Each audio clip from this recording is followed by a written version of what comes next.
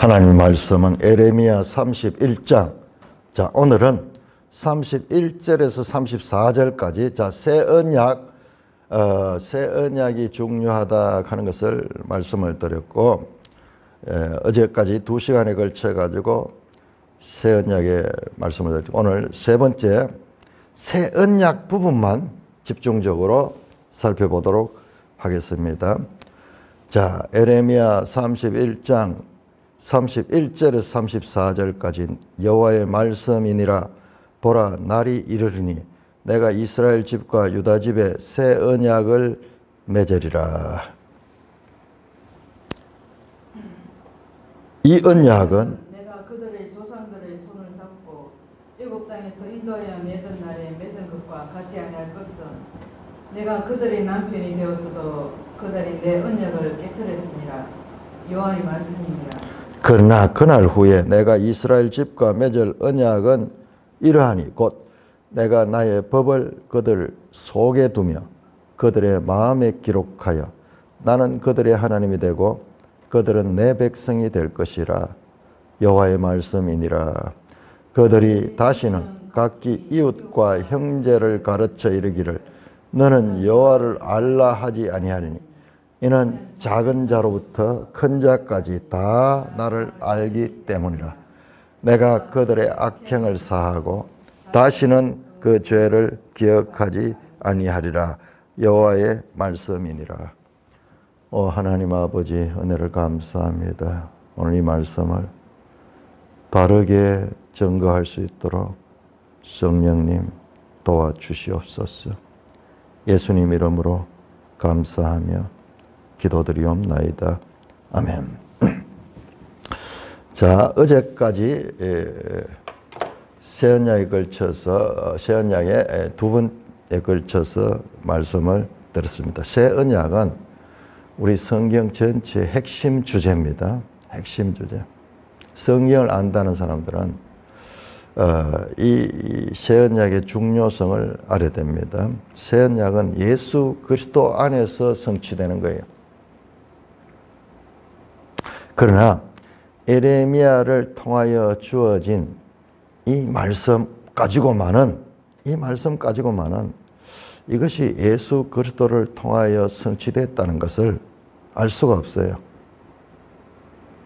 이 말씀은 신약 성경을 통하여 볼 적에 이것이 예수님을 통하여 성취된 것이구나. 그런데 여기에는 예수님 십자가의 죽으심이라든지 그 다음에 성령을 보내주심이라든지 그런 내용이 나오지 않잖아요. 단지 마음속에 하나님의 법이 그들 속에 기록이 되고 죄사함을 받는다 하는 이런 내용만 나오고 있거든요. 이것은 옛 언약과 다르다. 과거의 시내산 언약과 다르다 하는 그 말씀을 하는데, 제가 오늘 시간이 되면은 이 근본 뿌리까지 이 말씀을 들을 것이고, 일단 자, 여러분 새 언약이 주어진 시기 언제냐 보세요. 이게 유다 말기입니다. 유다 말기.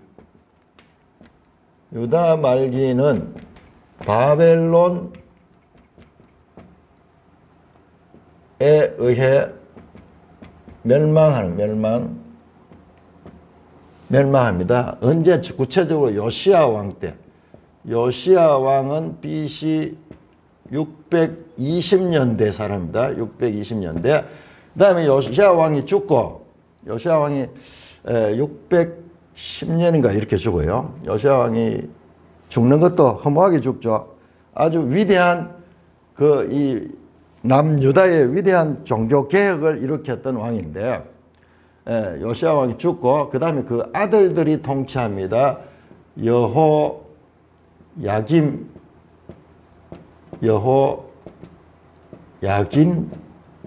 그 다음에 시드기야.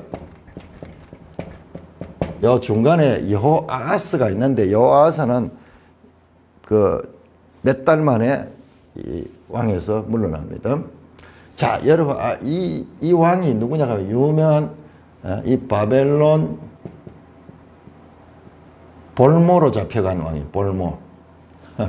바벨론 왕이 느부갓네살이 이 유다 왕을 잡아가지고 자기 나라에 데려가지고 감옥에 쳐넣어버렸어요. 여호야긴 왕. 자, 시드기야는 이제 마지막 왕입니다. 시드기야가 이 제위한 것이 BC 597년에서 586년까지 뭐 이렇게 될 거예요. 이렇게 될 겁니다. 여기 586년에 멸망이거든요. 이 멸망입니다. 이때입니다. 자, 그러니까는 하나님께서 에레미야 선지자를, 에레미야서가 선지서 가운데 가장 깁니다. 여러분, 우리 장수는 에레미야서가 50장까지 있어서 이사야가 66장까지 있으니까는 이사야가 더 길고 앞에 있으니까는 그렇게 생각하는데 내용 분량을 실제로 글자 수를 보면 훨씬 더 에레미야가 많아요. 에레미야입니다. 가장 긴 선지서. 그 가운데서도 제가 말씀드렸죠. 이 위로의 책 부분, 새 언약이 나타나는 위로의 책 부분이 에레미야 정중앙에 있다. 정중앙. 그 중앙 가운데서 가장 중앙에 바로 렘 31장 31절에서 34절 소위 새 언약이 나오는 거예요. 자, 이와 같이 이런 그 시대적 배경과 그 다음에 성경 안에서의 구조를 봐도 이 말씀이 얼마나 중요한가를 알 수 있다는 것을 앞에서 먼저 시간에 말씀을 드렸습니다. 자, 그렇다면은 하나님께서는 이렇게 예수님의 오셔서 맺게 될 새 언약에 대해서 에레미야 한 사람에게만 말씀을 드렸을까? 한 사람 말씀일까? 그런데 시기가 정말 중요해요. 유다가 망할 때, 말기가 망하니까는요, 절망적이잖아요. 절망과, 그리고, 이 무능함을 느낄 때, 무능하고 절망적인 이와 상태. 이때 하나님이 소망을 주는 거예요. 이때 하나님 소망. 그래서 선지자를 이때 줬다 하는 것이, 이게 하나님이 어떻게 자기 백성들을 사랑하며 하나님의 구원 역사를 어떠한 방법으로 이루어가는가를 우리가 알 수 있는 아주 중요한 그와 같은 이 단서가 돼요. 망하는 나라에 소망을 주는 거예요. 절망 가운데 소망을 주는. 그러니까 하나님은 끊임없이 하나님의 구원의 역사를 이어서 가시고 계신다는 겁니다. 이 절망과 무능 가운데 소망, 소위 위로하는 위로의 책이 바로 30장에서 33장이라고 말씀을 드렸죠. 자, 그러면은 이와 같이 중요한 성경의 가장 중요한 주제를 에레미야에게만 말씀했을까? 한번 생각을 해봐야 돼. 그러면은 이와 동시대의 선지자로서 사역한 사람인데 그가 누구냐 그러면은 에스겔. 자, 여러분들 우리가 이사야서는 BC 700년경에 썼고요. 나머지 에레미야, 에스겔, 다니엘은 BC 500년대 써 있어요. 자, 유다가 어떻게 바벨론에서 멸망하느냐 그러면 586년에 완전히 멸망하지만은 실제로 유다를 공격하기 시작한 BC 605년에 느부갓네살이 쳐들어왔습니다. 605년. 이때 이스라엘을 공격하면서 많은 포로를 잡아 1차 포로. 그래서 바벨론 포로 기간을 70년이라고 예언을 했는데 사실상 586년에 했으면은 539년에 바벨론이 망하고 유다가 해방되거든요. 그러면 70년이 안 돼요. 70년이 안 되죠. 50년도 안 되잖아요. 그런데 1차 포로기를 따지면 거의 70년이에요. 1차 포로. 이때 BC 605년. 2차 포로가 BC 597년인가? 이렇게 됩니다. 2차 포로.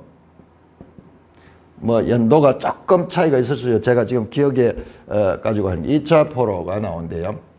자, 1차 포로 때는 엘리트들만 잡아갔어요. 엘리트들, 청년들, 왕족들, 귀족들 잡아갔는데 그때 다니엘이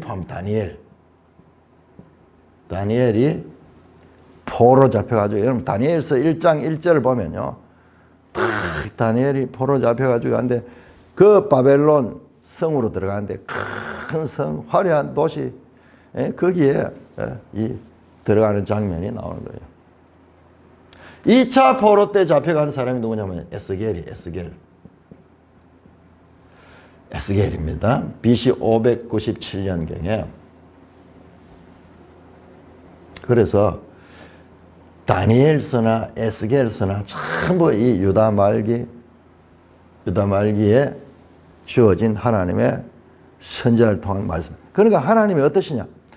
유다가 망하는 이 절망적인 상황에 집중적으로 선지자를 보내가지고 하나님의 뜻을 드러내시는 거예요. 그러니까 여러분 보세요. 다니엘서도 뭐예요? 환상이 많이 나오죠. 환상이 많이 나오고 세계 역사가 나오죠. 세계 역사가. 그 가운데서 유다가 회복될 것에 대한 71회에 대한 구장에 그런 소망도 나오고 그렇습니다. 그다음에 에스겔도 보면은 아주 이 환상이라든지 이런 것들이 많이 나오죠. 많이 나오는데, 자, 오늘 이 에스겔과 이 에레미야의 관계를 한번 집중적으로 살펴보는데요. 하나님께서 이와 같이 말기에, 유다 말기에, 지금 에스겔 같은 경우는 그래도 이 에레미야는 좀 오랫동안 사역을 해서 한 40년 동안 그렇게 사역을 했습니다. 그러니까는 요시야 말기부터 시작해가지고 그 왕들을 다 거치고 지금 시드기야 때 이 내용들이 많이 나오는 거예요. 자, 그런데 에스겔은 포로 잡혀가서 지금 어디에 있느냐 하면은 바벨론에 있습니다. 바벨론. 자, 우리 에스겔 1장 한번 봅시다. 에스겔 1장.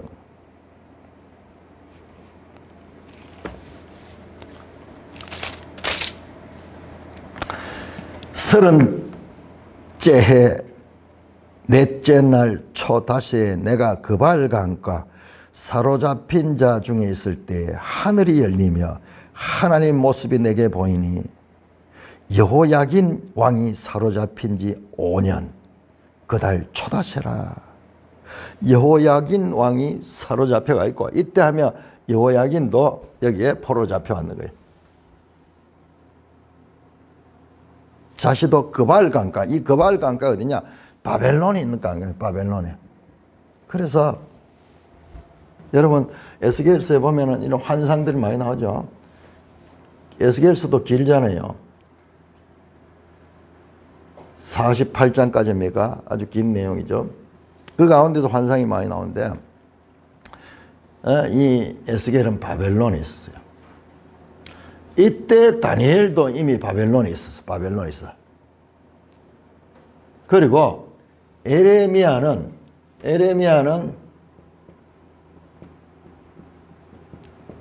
유다 땅에서 예루살렘에서 하나님의 말씀을 받습니다. 여호와의 말씀이 에레미야에게 임하니라.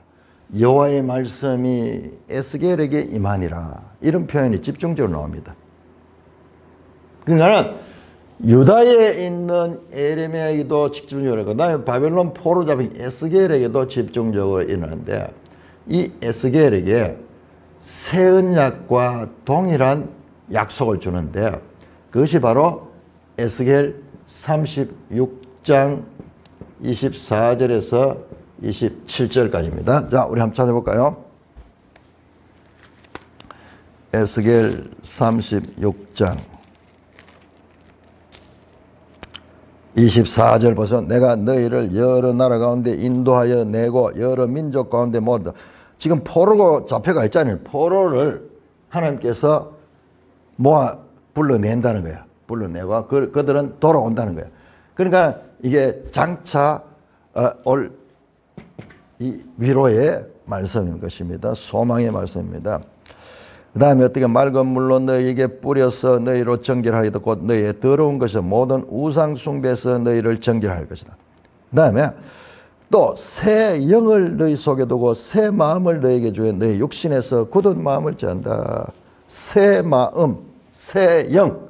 자 보세요. 에레미야에게는 여러분 자세히 보시면 에레미야 31장 26절인가 보시면은 자 우리 한번 찾아볼까요?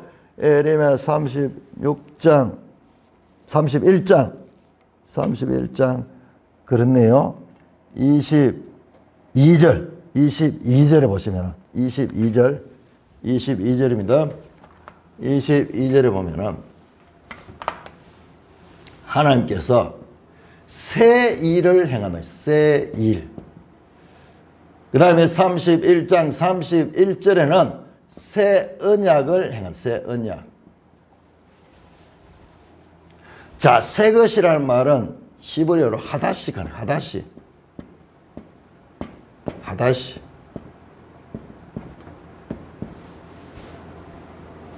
베리트 하다시. 새 언약. 자, 새 일을 행하신다. 새 언약. 근데 자, 이 에스겔에게는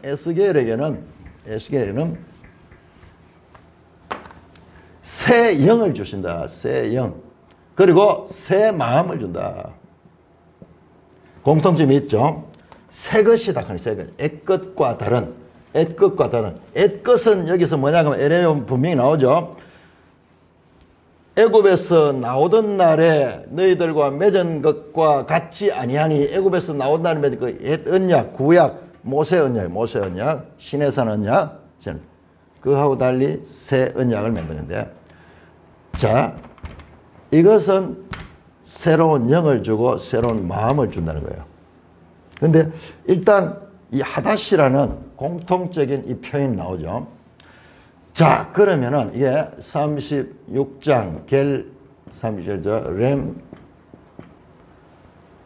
렘 31장이고 30장 26절입니까? 26절 하죠. 새 영과 새 마음을 준다 그래요. 자, 이 두 선지자가 말씀을 받은 때가 언제냐 그러면은 자 보세요.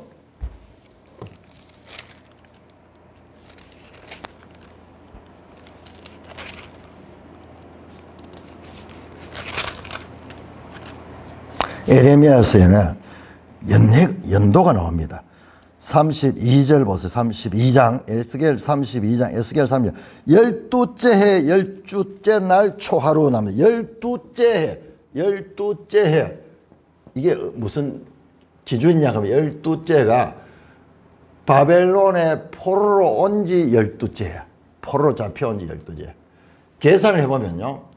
자, 에스겔이 BC 597년도에 왔잖아요. 59년. 그러면은 586년도 그러면은 이제 11년째죠. 자간 이 무렵에 포로로 잡혀온 지 이번 시드기야 말기예요. 바로 직전이에요. 직전.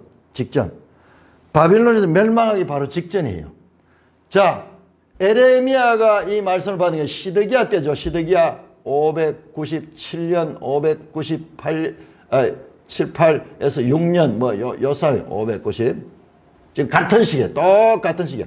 단지, 같은 시기에 말씀을 받은 장소는 단 하나는 유다. 에레미야는 유다에서 받았고, 그 다음에 에스겔은 바벨론에서 받았죠. 야, 이렇게 크게 보자고, 성경을 입체적으로 위에서 내려다 보니까. 그러니까는, 동일한 시대, 유다가 멸망하는 그와 같은 풍전통화 같은 시대에 하나님께서 끝이 아니라 새로운 소망 있는 하나님의 구원 계획을 말씀하는 거예요. 그게 새 일, 새 언약으로 에레미야에게는 표현이 됐고 에스겔에게는 새 영과 그 새 영이 마음에 들어가서 새 마음이 되는 거예요. 새 마음. 변화된 마음이 되는 거예요. 마음이 되는 거예요. 새 언약도 마찬가지죠. 마음속에 하나님께서 법을 줘가지고 이 법이 마음속에 지배하는 그와 같은, 지금 둘 다 동일하게 내면 사람의 마음속에 변화가 일어나서, 그리고 이거는 주체가 누구냐? 동일하게 주체가 하나님이야. 하나님. 내가 하는 거야. 너희가 스스로 변한 거야. 하나님께서 변화를 시켜가지고 그래. 자, 이것은 언약으로 치면은 이게 은혜 언약, 은혜. 행위가 아니고. 자, 행위 언약은 뭐냐 그러면은, 자, 행위 언약은 이게 바로 신의 산이죠. 신의 산.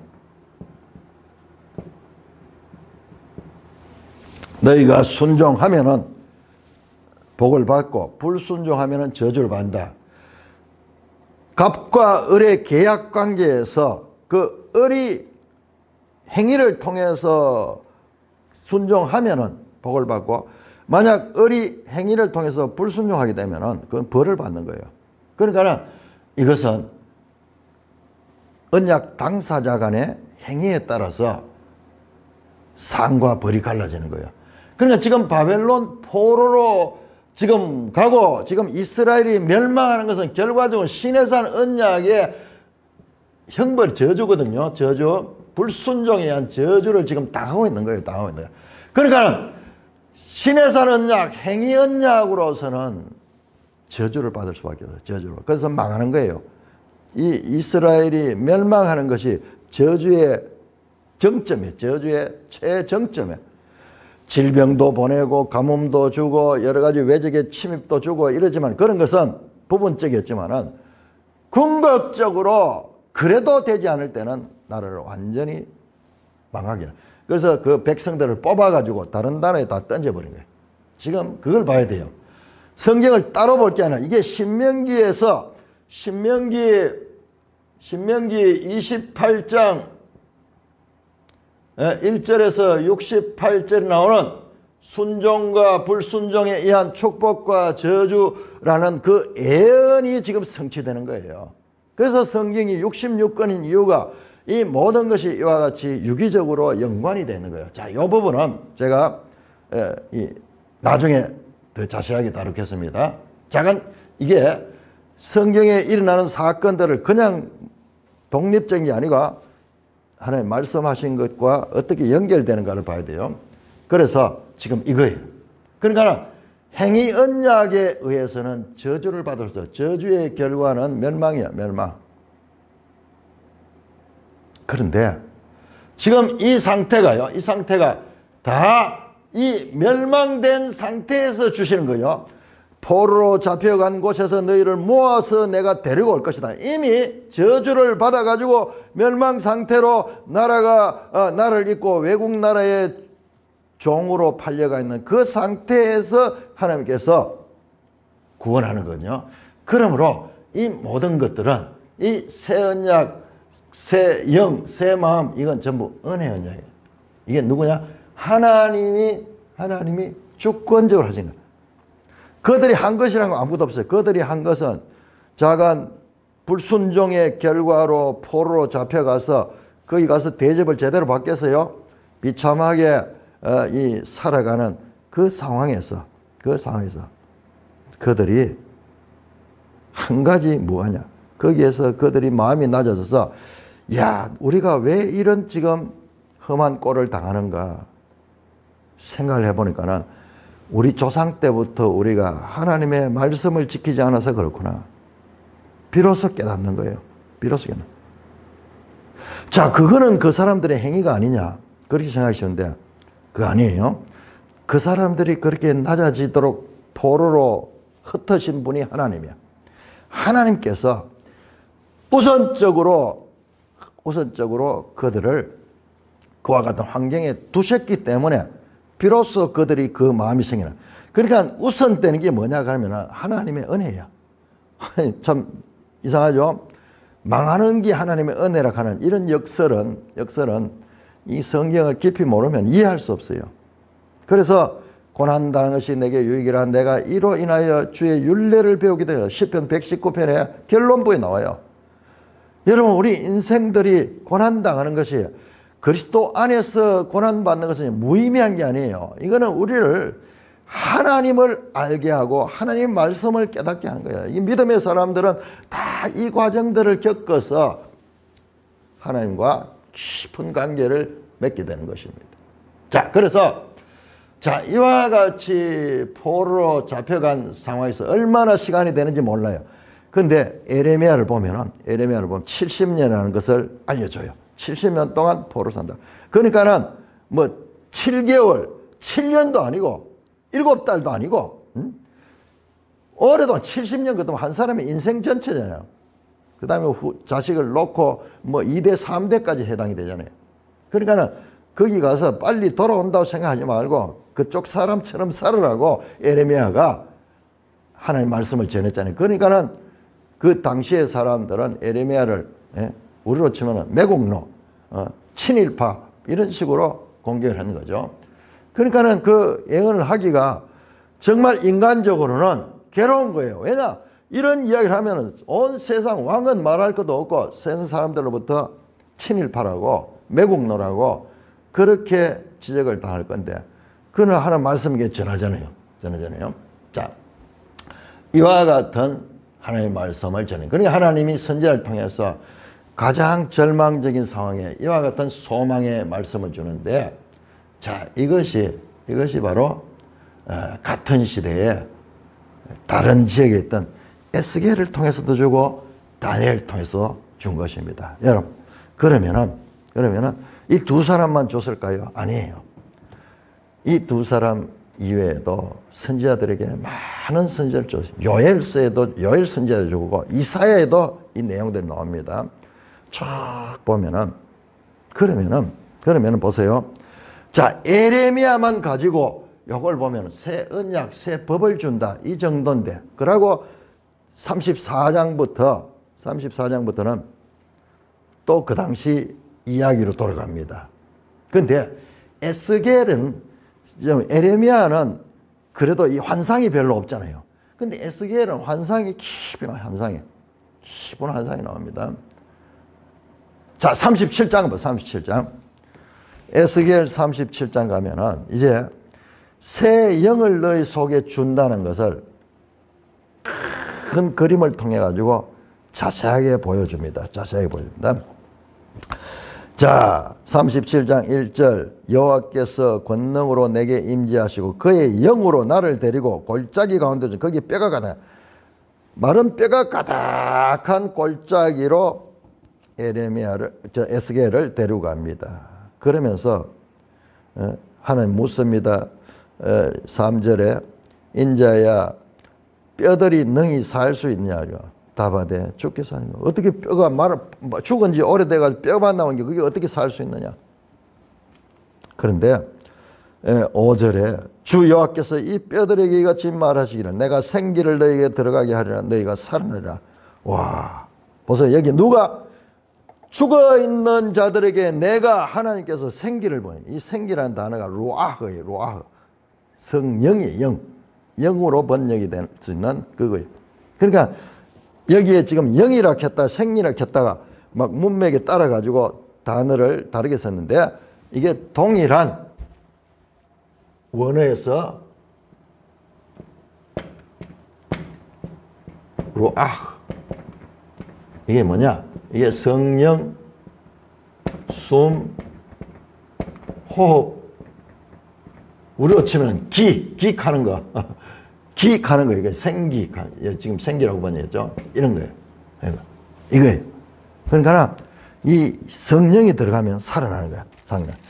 그래서 마른 뼈들이 다 살아나는 유명한 환상이 나오죠. 살리는 영이 살리는 영. 죽은 자를 살리는 거. 자, 이것이 어떻게 신약과 연결되는가를 우리가 한번 살펴보겠습니다. 신약과 연결된 거. 자, 여기는 새 언약, 새 언약은 하나님의 법을 주는 거, 하나님 법을 주는 거죠. 어제도 잠깐 말씀드렸죠. 자, 이 두 가지를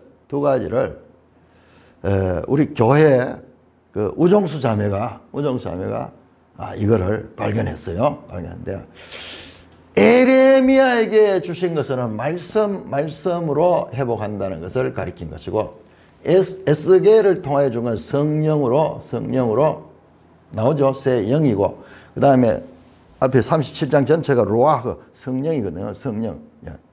이 말씀과 성령, 양면.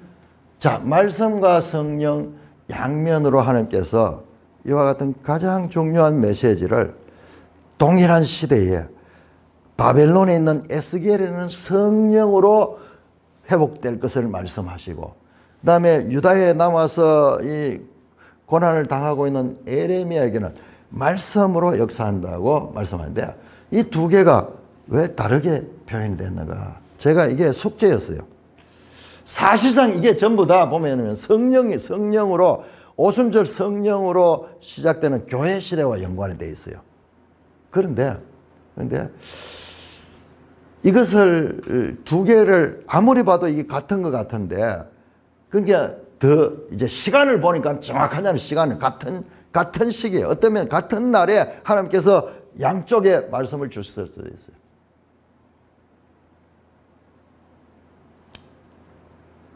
그러면 이것이 어떻게 연결되는가? 이게 요한복음 6장 63절에 보면은, 내가 너에게 이런 말이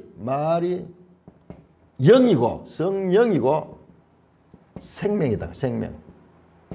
자, 이걸 합쳐보면은 자, 이게 종합적으로 나눠서, 그러니까 에레미야가 말씀한 것도 틀린 게 아니고 부분적으로 살리는 영으로 생명과 생명의 성령의 법이라고 하죠.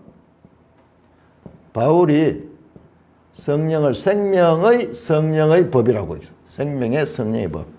생명 나오죠. 성령 나오죠. 법, 말씀 나오죠. 말씀. 이게 같은 성령을 가리키는데, 에레미야가 본 것은 이 법을 준다는 이면을 받고, 그 다음에 에스겔은 또한 성령에 대한 것을, 에스겔이 더 많이 보여줬어요. 더 많이 보여줬어요. 그래서 성령을 하는데요. 자, 여러분, 요한복음에 들어오면요, 요한복음은 다른 공간복음, 마태, 마가, 누가와 완전히 구별되죠. 출발부터 다르죠. 그 공간복음은 예수님의 출생으로부터 시작해가지고 예수님의 십자가의 죽으심 이런 것들 하지만, 요한복음 출발부터 하늘로부터 시작이 됩니다. 태초에 말씀이 계시나, 그 말씀이 하나님과 함께 계셨고, 이 말씀이 곧 하나님이십니다. 하늘로부터 시작이 돼요.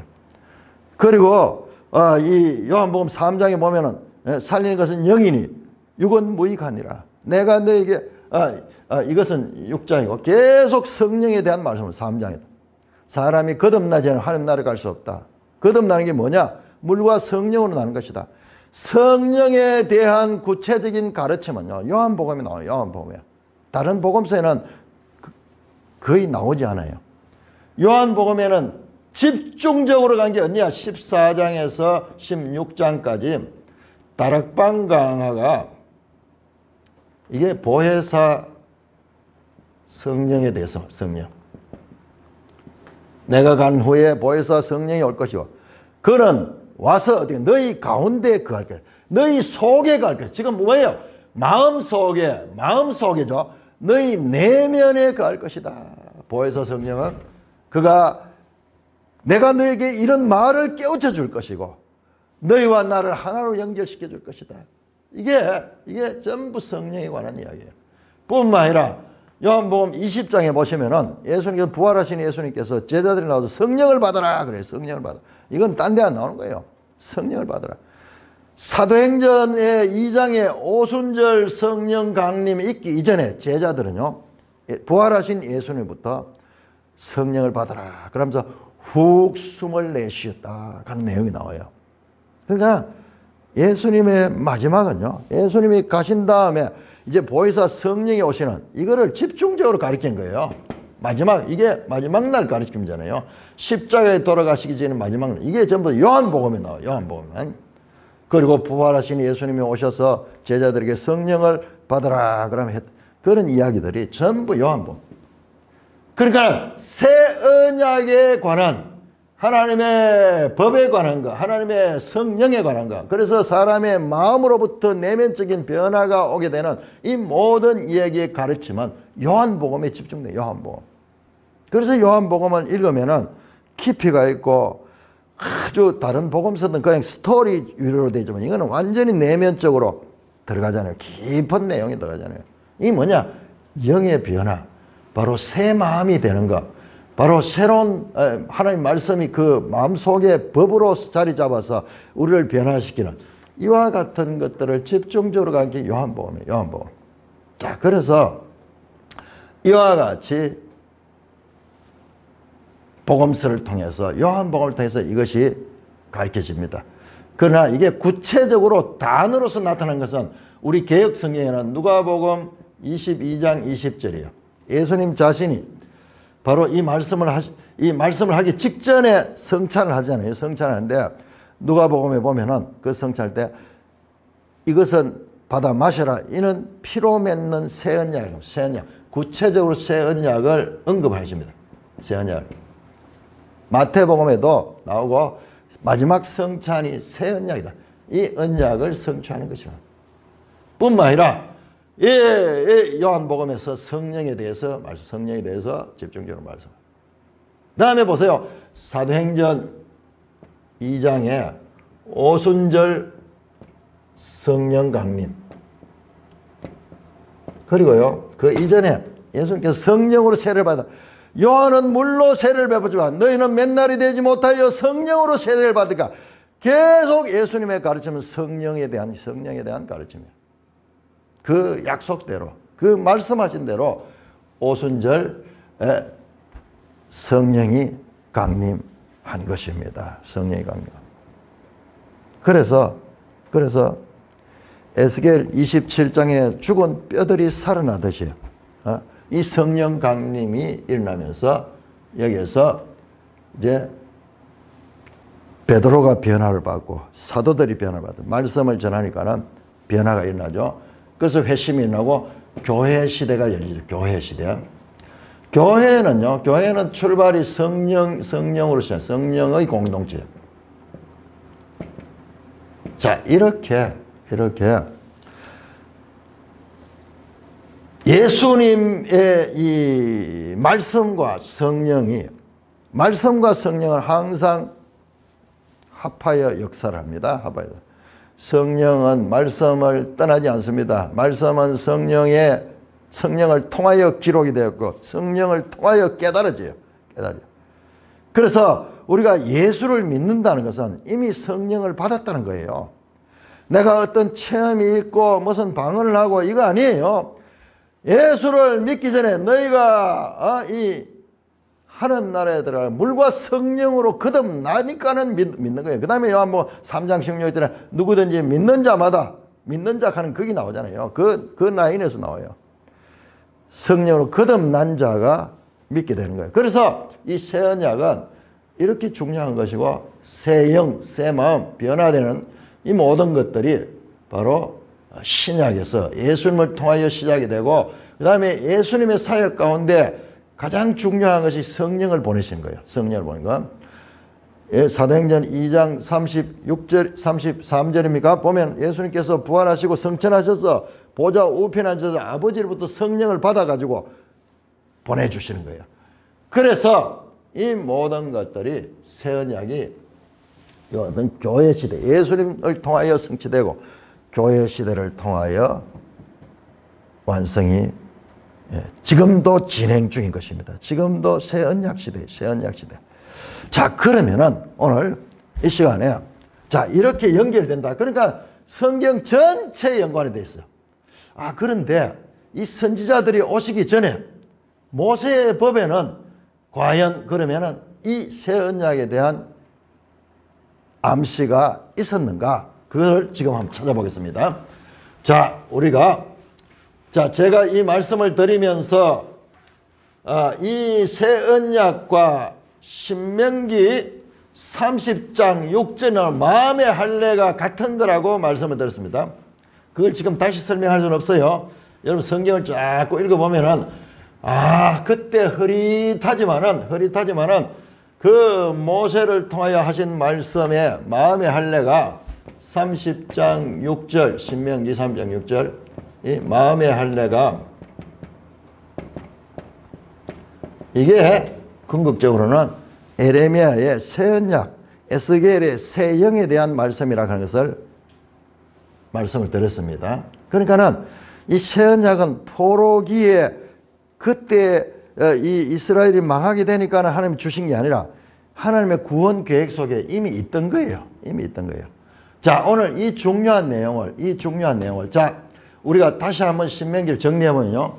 자, 신명기 27장에서 30장까지가 제가 봤을 때는 지금까지는 많은 사람들이 27장, 28장까지를 이것을 이 앞에는 전부 뭡니까? 신명기 앞에는 전부 법이죠. 법, 율법을 주신데 이 율법을 지키면은 복을 받고 율법을 지키지 않으면 불순종하면은 저주를 받는다는 내용이거든요. 이 27장은 저기 그리심산에서 에발산에서 선포하라고 하는 이야기죠. 28장 구체적으로 상벌 조항을 이야기하죠. 그런데 하나님의 말씀은 여기서 끝나는 게 아니에요. 이게 전부 행위 언약. 결과 행위 언약의 결과는 불순종,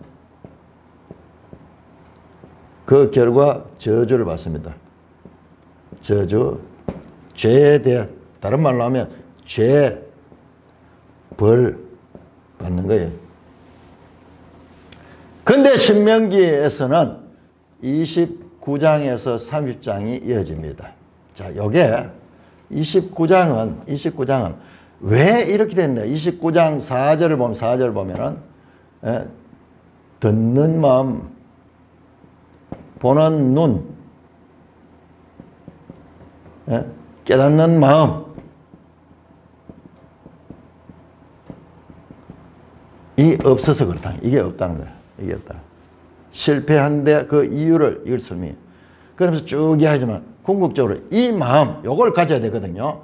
요게 30장 6절의 마음의 할례예요. 자, 그 다음에 이 마음의 할례는 이거는 누가 하냐? 하나님이 하지. 하나님의 주권자. 내가 마음의 할례라고. 그래서 그 결과 하나님을 사랑하게. 사랑조차도 하나님께서 할 수 있도록 만들어. 그 다음에 나온 게 뭐냐 하면 이게 말씀이 멀어서 하늘에 있는 것도 아니고 저 바다 속에 있는 것도 아니고 이게 가까워 네 입에 있다. 이게 믿음으로 구원받는다는. 자, 여기에 로마서에 요 본문이 다 인용이 돼 가지고 설명합니다. 그걸 만지면은 지금 성경을 다시 다 가야 돼요. 자, 이렇게 신약 시대의 구원에 대한 말씀이 여기 나오는 거예요. 성령을 받아서 그 마음이 변화되어 가지고 믿음으로 구원을 받는다는 그 내용이 30장입니다. 30장. 자, 그러면은 자, 이걸 갖다가 뭐하냐? 신명기는 모압에서 하나님. 그러니까 이 개념을 잘 알아야 돼요. 자, 모압 언약은 행위 언약이다. 행위. 자, 그러면 모압 언약 이전에 무슨 언약이 있습니까? 모압 언약 이전에 있던 것이 바로 시내산 언약이에요. 자, 이미 신명기만 통해서도 우리는 새 언약이 모세 시대에 주어졌던 것이죠. 그런데 자, 이 시내산 언약 출애굽기 19장에서 시작이 됩니다. 24장까지가 시내산에 하나님이 강림하시고 언약을 체결하는 거예요. 언약 체결이 24장에 나오거든요. 그런데 보세요. 자, 25장에서 40장까지는 중간에 약간 그 32장, 34장까지 문제 있습니다. 이건 생략하고 전부 뭐냐? 성막 짓는 성막. 자, 그 다음에 레이기 나오죠. 레이기 1장에서 16장까지 제사장 제도. 그 다음에 이 제사와 연결되죠. 뭡니까? 대속제일. 자, 레이기 그러면 17장부터 25장까지는 주로 여기는 생활법, 정결법. 하나님 백성이 살아야 될 정결법. 그 다음에 여기에 절기법이 절기. 23장인가 뭐 이렇게 절기가 나와요. 자, 이게 전부 다 뭐와 연관됐냐? 이게 성막과 연관이 된 거예요. 성막. 성막은 뭐예요? 이렇게 하나님과 이스라엘 백성이 결혼하는 걸로 생각하면 돼요. 언약을 맺잖아요. 결혼 언약처럼 언약을. 하나님 직접 그 이야기 하죠. 에레미야 31장에서 내가 그들의 남편이 되었어도 그들이 나를 버렸다. 그렇게 말씀하죠. 자, 그러면은 이 성막은 뭐냐? 하나님이 결혼한 하나님을 모시는 곳이야. 그래서 하나님을 모시고 그 다음에 그런데도 불구하고 백성이 그 하나님의 언약을 어겼을 때 그때 어떻게 하냐? 제사를 드려가지고 그 죄를 사함을 받는 거예요.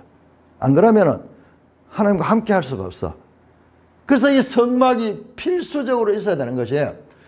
이 언약에 불순종했을 적에 그럼에도 불구하고 관계가 유지되기 위해서 그래서 제사장 제도까지 제사가 나오고 그 다음에 그 백성으로 성결하게 살아야 될 이야기까지 그 다음에 매년 1년에 3차례 만나고 절기가 쫙 있죠. 하나님과의 지속적인 관계를 시간 속에서 자, 성막은 공간이고 절기는 시간이요. 시간.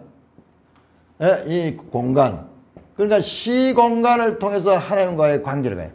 그러니까 이걸 한번 보세요. 성경이 얼마나 논리적인가. 자, 이거는 언약을 맡고 언약 백성으로서의 삶을 살고 그 다음에 그 하나님을 모시고 같이 사는 거야. 그래서 성막이 가는 곳마다 이스라엘 백성이 가는 곳과 성막이 함께 다니잖아요. 하나님. 이 하나님의 임마누엘을 나타낸 거예요. 자, 그런 다음에 여기서 오늘 제가 말씀하는 건 여기 있는 게 아니고 여기 있어요. 26장. 자, 모압 언약에는 순종과 불순종에 대한 말씀을 주고 거기에 대한 상벌조항, 복을 주거나 벌을 주거나 축복하거나 안 그러면 저주를 하거나 순종과 불순종에 대한 그 이 형벌 규정이 나타나는데 복과 저주의 규정이 나타나는데 시내산 언약에는 복과 저주의 규정이 없는가? 좀 이상하죠? 불순종했을 적에 어떻게 하겠다? 순종했을 때 어떻게 하겠다? 그게 반드시 계약에는 따라야 되거든요. 계약을 한다는 것은 계약을 어길 수 있는 가능성이 많기 때문에 계약을 한 거예요. 계약을 어길 수 있는 가능성이 없다 그러면 계약할 필요가 없어요.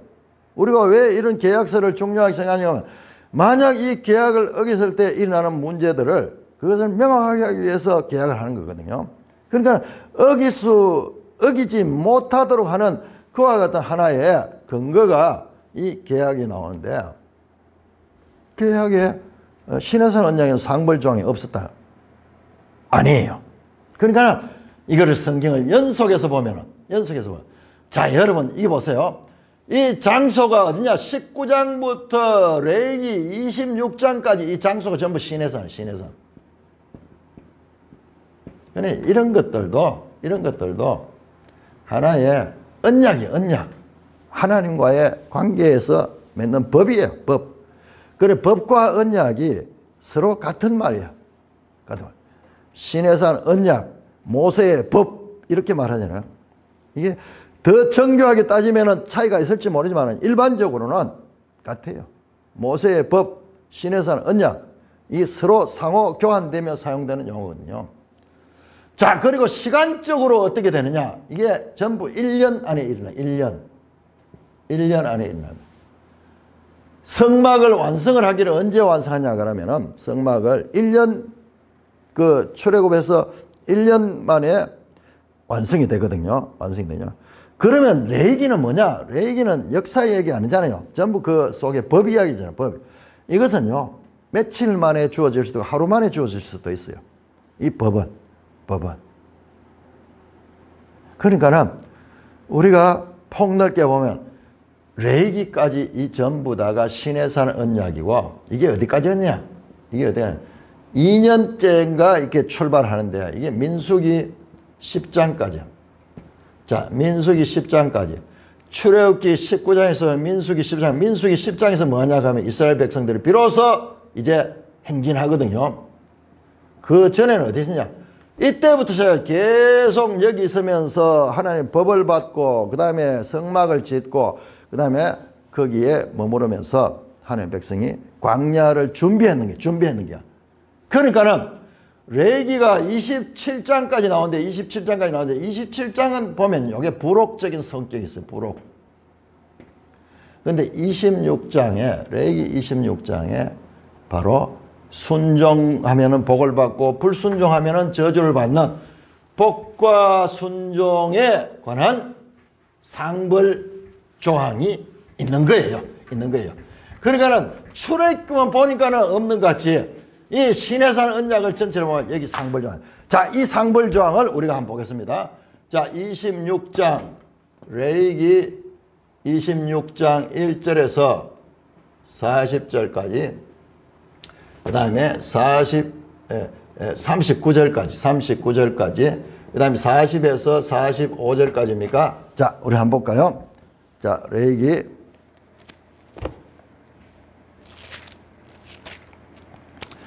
26장, 더 정확하게 상과 벌, 3절부터 나오네요. 3절부터 39절까지는 보세요. 3절에서 39절까지는 특별히 13절까지 순종하면은 복을 받는 이야기 나옵니다. 신명기하고 똑같아요. 그 다음에 14절, 그러나 너희가 청종하지 아니하며 명령을 준행하지 아니하면, 그러면은 거기에 대한 형벌이 나옵니다. 형벌. 그 형벌의 최종 단계가 뭐냐? 27절에서 39절까지, 20절 39절까지 20절, 너희가 이같이 될지라도 내게 청종하려면 내 대항할, 내가 진노로 너희에 대한 너희 죄로 말미암아 7배나 더 징벌하니 너희가 아들과 살을 먹을 것이며 딸의 살을 먹을 것이며 너희가 너희 산당을 쫙 비참한 형벌이 돼서 나옵니다. 뿐만 아니라 38절은 너희가 원수와 맞설 힘이 없을 것이요 너희가 여러 민족 중에서 망하리니 너희 원수들의 땅이 너희를 삼킬 것이다. 너희 남은 자가 너희 원수들 땅에서 자기의 죄로 말미암아 쇠잔하면 그 조상이 말미암아 자 원수들의 땅으로 잡혀가는 거예요. 포로. 야, 이름 보시면요. 3절에서 13절까지 순종, 복, 그 다음에 14절에서 39절까지 불순종, 저주. 이게 바로 또 행위원약이에요. 행위원약.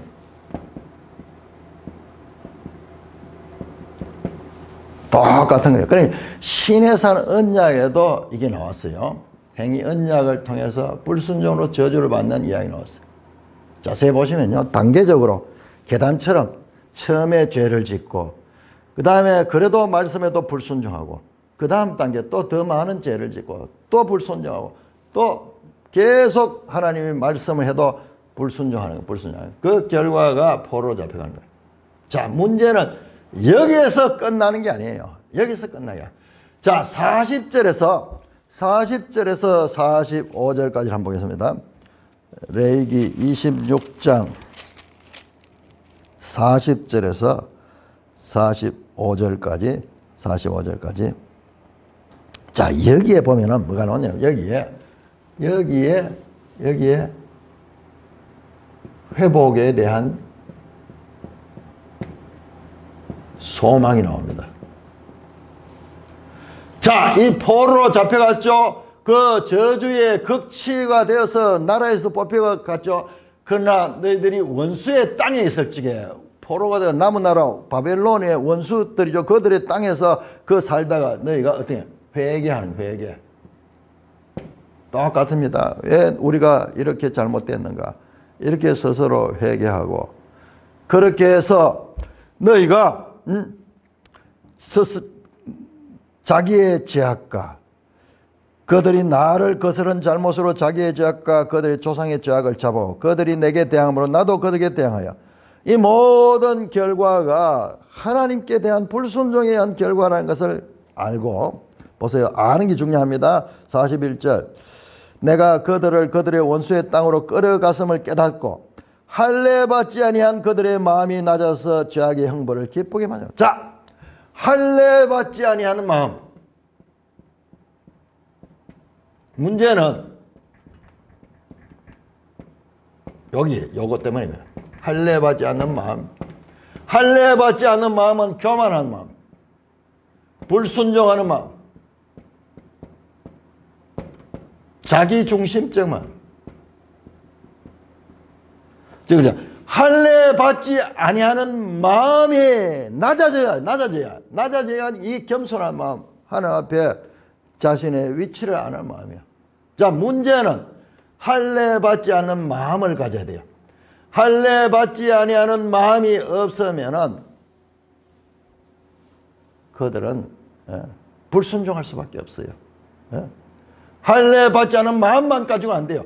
그런데 이 할례라는 단어가 무슨 뜻이냐 그러면 이게 아렐이라는 말인데 할례받지 않은 마음, 할례받지 않은 이게 하나의 의미를 가지고 무할례, 우리로 치면 무할례인데 근데 원래 할례를 가서 무를 가는 건데 물 단어가 완전히 달라요. 여러분 이 할례받지 아니하다는 말은요 유대인들은 알고 있어요. 이거는 뭐냐 하면 둔한 마음, 두터운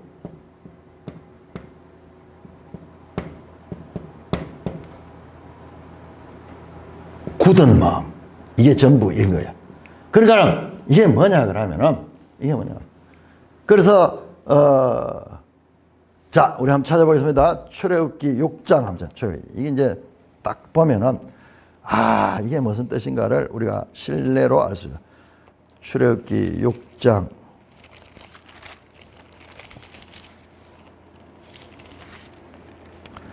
출애굽기 6장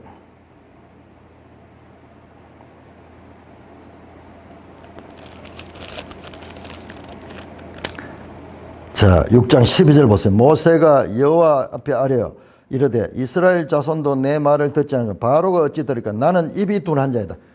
자, 이 나는 입이 둔하다 하는 말이 할례받지 않았다는 말이에요. 이 말이에요. 이게 원어가 같아요. 그래서 어떤 다른 번역에 보면은 내 입이 할례를 받지 못했습니다. 그렇게 표현되어 있어요. 아렐가는 이 단어예요. 이 단어. 뭐냐 그러면 이 할례받지 않은 마음은 굳은 마음이고 둔한 마음이고 하나님 앞에 죄가 가득 차가지고 그 하나님의 말씀을 받아들이지를 못하는 거예요. 그래서 여러분 보세요. 이게 어떻게 연결되냐. 이 마음이 어떤 마음이냐 하면 신명기 29장 4절에 나왔던 들을 귀가 없고 보는 눈 깨닫는 마음이 없다. 깨닫는 마음. 이걸 받지 못하다. 이걸 받지 못했다. 이게 바로 할례받지 아니한 마음, 할례받지 않은 마음. 그러면 이것을 해결할 수 있는 것은 뭐냐 그러면 마음의 할례야. 이게 신명기 30장 6절이에요. 30장 6절. 그래서 신의 산 언약, 지금 레위기는 신의 산 언약이거든요. 신의 산 언약에도